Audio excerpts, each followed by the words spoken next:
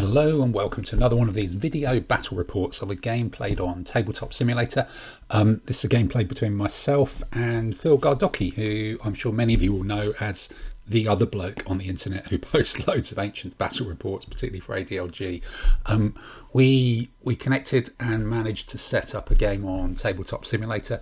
The idea was very much to start with a sort of textbook sort of game, playing classical era, and you don't really get much more classical than the Camillan Romans against Phyrric. So you've got an army with a load of pikes and some of the Macedonian successor type accoutrements to it against the Romans, the Camillan Roman being me, and the Camillans have got obviously a core of legionaries and not a great deal else. So what we've got here, what you can see is us sorting out the terrain, getting that out the bag at the moment, and just putting it on the table. I'm this side of the table, and with my army, we'll talk in a bit about the lists once it's got set up, and you'll see how that works. But my general plan was to sort of narrow the table a little, but not go too kind of crazy about it. And in particular, I wanted to put some rough areas on the flanks, because I brought a slight surprise package and Etruscan, I think it's a Etruscan ally, which gave me a lot of impact medium foot, who are very, very good in terrain, that my guess was that someone wouldn't really be expecting in the Camillans. So actually, before we move on to actually dropping the figures onto the table, let's have a quick look at that army list. This means war.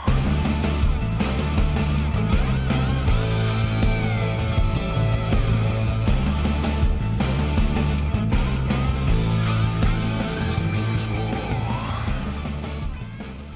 So here it is, the Camillan list that I took to the to this one-off game. Kind of straightforward-ish if you start with Core 2, the Central Command. You've got 4 pretty full-fat armoured impact heavy swordsmen, the Hastati. They're the pike killers, that's the tough bit. You've got 3 Velites, 3 Lightry Javelin hopefully is enough to chase off anybody else's skirmish screen. Might even pick up a point or two with that. The Triarii that you kind of have to have, the elite, bit of extra grunt there, heavy spearman armour, a bit more defensive.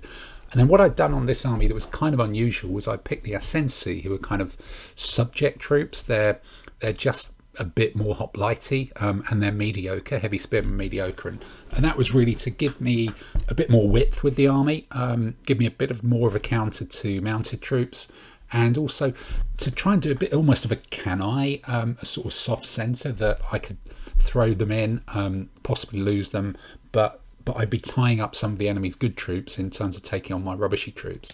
The first command is pretty straightforward. It's 4 cavalry. I think in early periods, medium cavalry are pretty decent, especially when they're elite. So having 4 hopefully would be a bit more than most other people's cavalry they could come up against on a wing.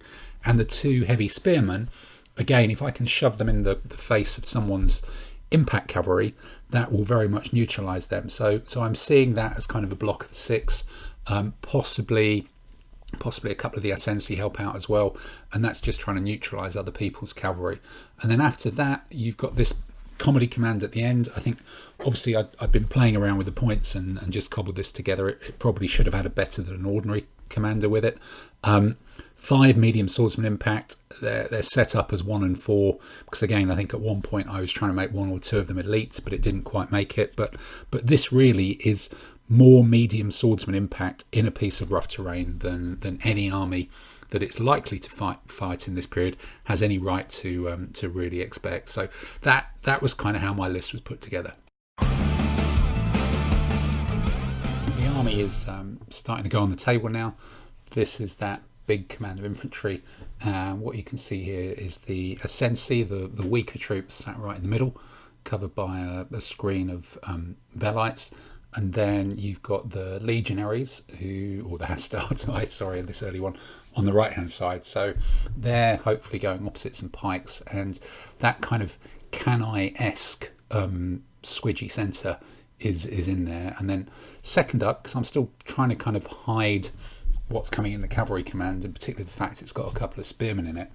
So with the enemy having put some medium foot out as well, I put my medium foot in this command, and it does look like I've got better numbers. They've also got a kind of sort of allied contingent there on my right. The big block of pikes and elephants in the middle, not unexpected.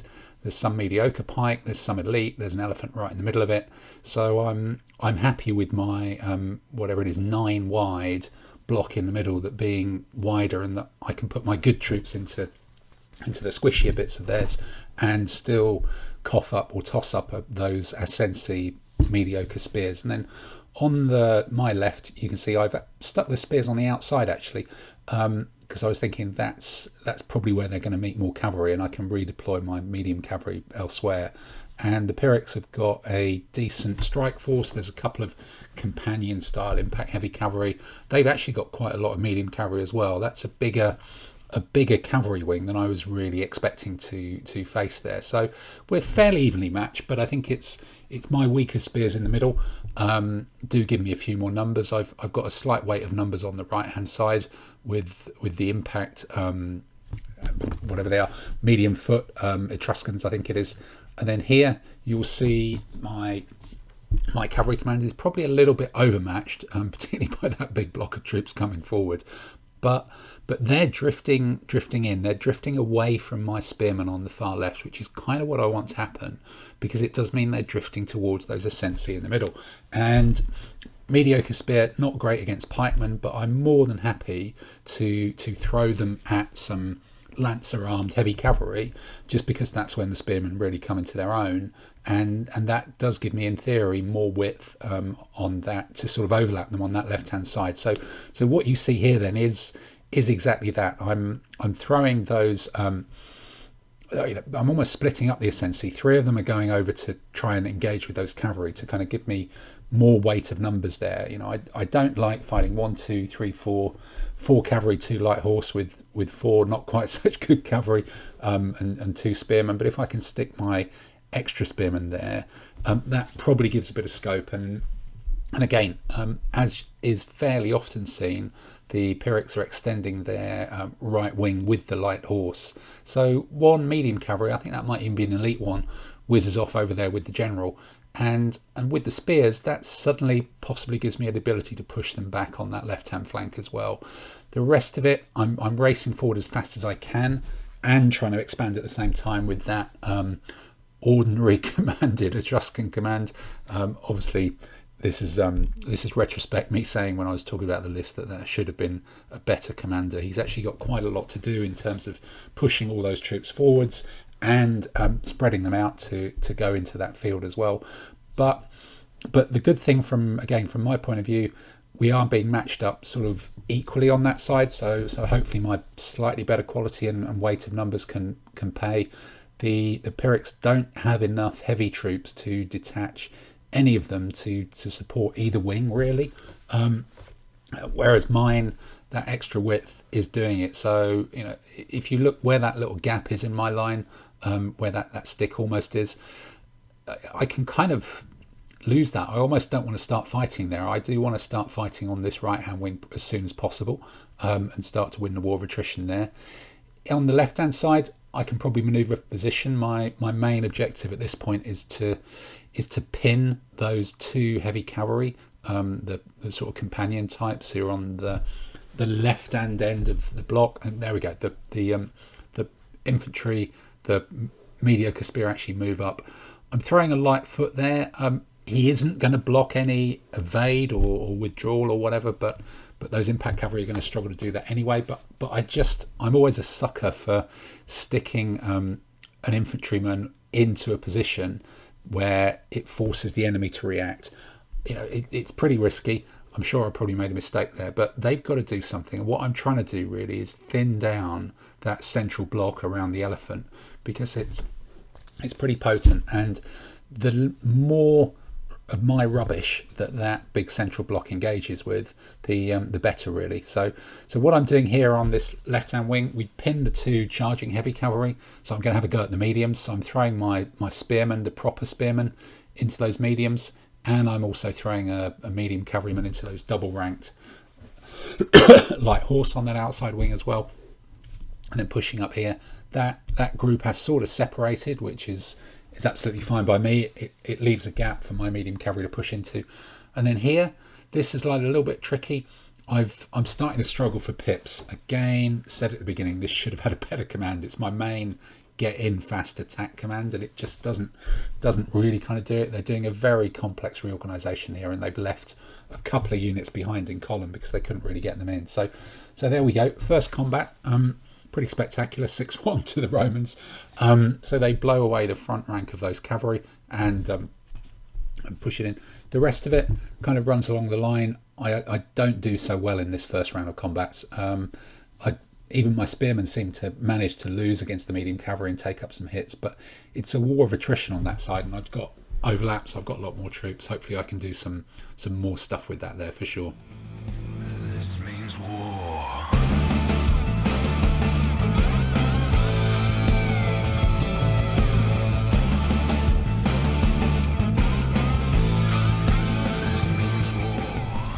So back to the game. So, my kind of can-I-esque theory here, as you can see, I haven't engaged in the middle, but I have engaged on both flanks. Now, they're not classically kind of falling back and overlapping, but as an abstraction, as a concept, it still kind of holds water. Really, it's saying, look, if I can get my troops in on the flanks first, I should win on the flanks before the troops in the middle start to engage, and they're all 4-hit troops in the middle, so they both sides can take a lot of attrition before they keel over. So what you just missed there, or what I just missed commentating on there, was one of the sort of spearman units in the Phyrric centre did break off and did chase down that Lightfoot who couldn't escape and ended up being kind of blown up. He was caught in the open, which is unusual, but again, what you can see it's done, it's pulled one of those spearmen out of that block in the middle.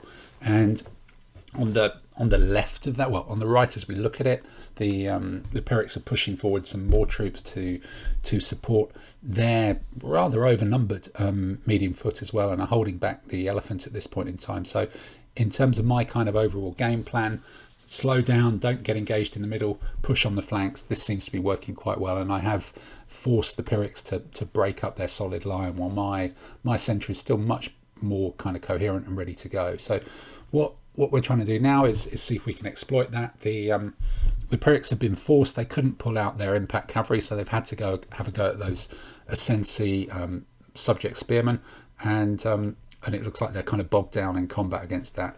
On the further outside, my spearmen, who lost initially, seem to be winning a bit of a war of attrition against the enemy medium cavalry there. So that's, normal service is sort of being resumed. It's not as quick as I would have hoped, but certainly it seems to be working.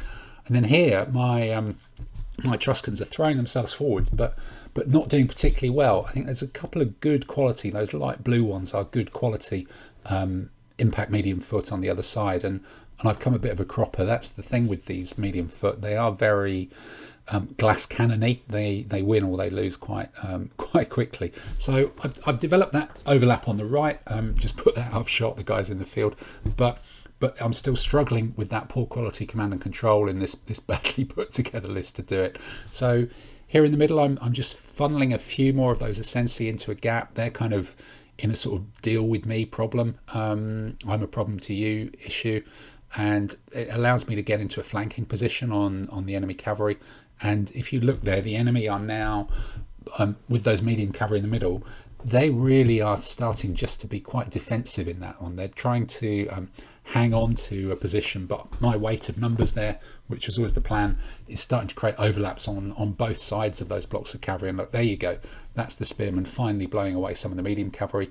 And here the spearmen, even those Ascensi, haven't taken any hits at all. And they're starting to crush the enemy heavy cavalry. Their strike force cavalry have just run up a cropper against what are poor quality spearmen mating their ideal opponent here. But the opposite's kind of happening still on this side, where I had weight of numbers, but a fairly even matchup. It's just proving difficult to turn it, and you can see there's some sort of frustrating bit there on the far right hand side of my line where the overlap is just unable to turn. It's just unable to push its troops forward, and this is all down to that thing, poor command and control. slightly weak. The Phyrric army's got a strategist, it's got some better quality generals, it's better able to react, and it's sort of having the rub of the dice as well on that side, but probably down to my fault for not designing a list better. And here, the two lines in the middle are finally into combat. This means war.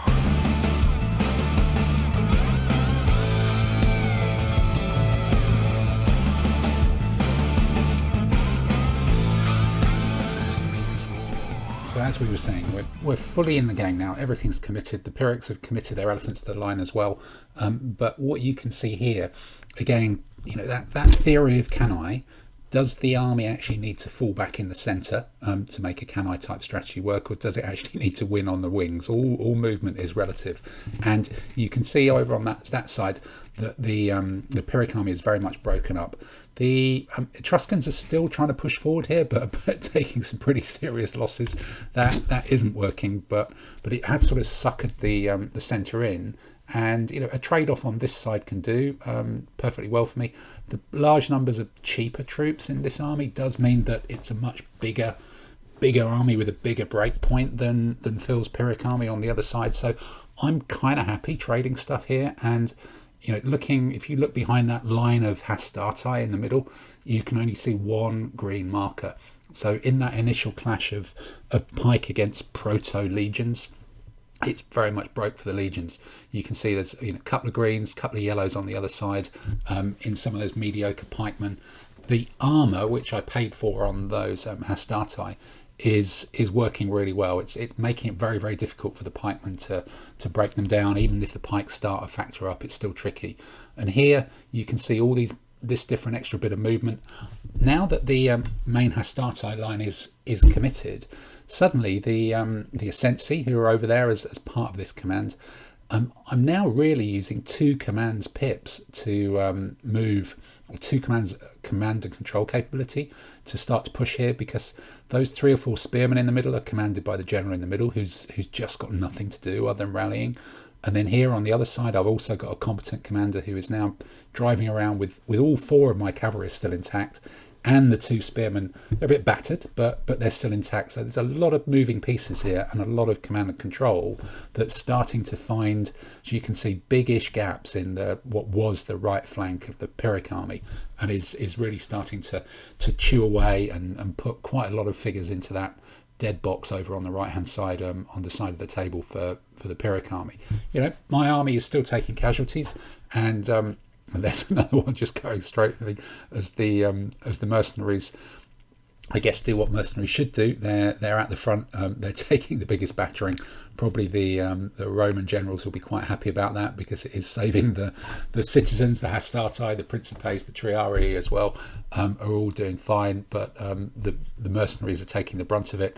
I guess if you're living in an Etruscan city, that's not really ideal. But that's what you do. You need to become a proper Roman, don't you? And there, as we see, the battle is still raging in the middle. So the Roman army is starting to feel pretty good about this, and look, there it blows a hole on the right hand side of that line of infantry. But the key thing is that line of infantry in the middle is still pretty solid, and you can see where the Phyrrics have just broken through. That's almost the, in inverted commas, deliberately weak point. That's sort of where the Ascensi were. I'm still quite happy with that, as long as my 4 proper legions are hanging on and chewing up through the middle, causing those yellow markers, and giving time for this roll up on the flank, suckering the Phyrrics in.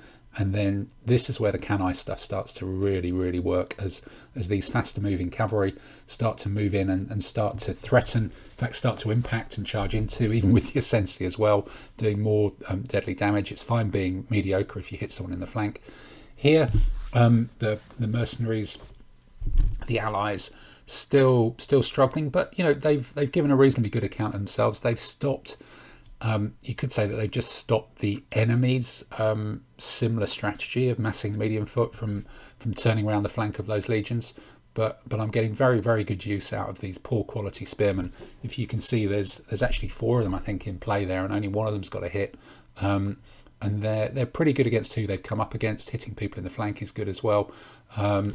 But again, each time they hit someone in the flank, like they've done with that pike block there right in the middle of the screen, in some ways it kind of doesn't matter if they win or lose. All they've got to do is stop that powerful army going forwards and limit the offensive frontal capability of that whole block of Phyrric troops with their elephant and the rest of it for a while. So I'm just quite happy to turn a pike block, cause another hit and engage it, and just throw my cheap quality troops in numbers to mop up the rest of the cavalry, because the casualties are really starting to mount for the Phyrric army here.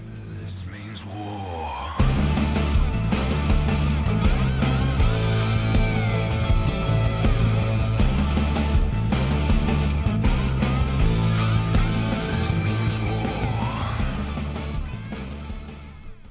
So that's the game.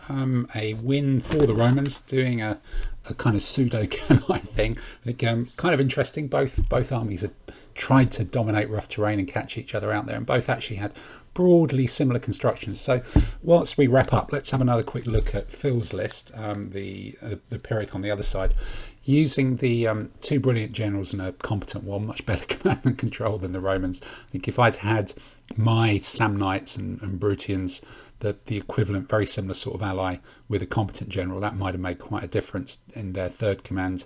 And again, they'd gone 2 elite and 2 non-impact. I'd gone for, I think, 5 impact, and I tried to squeeze an extra elite one in there. A couple of light infantry bowmen who were quite useful in that terrain. I think my ally had a compulsory cavalry.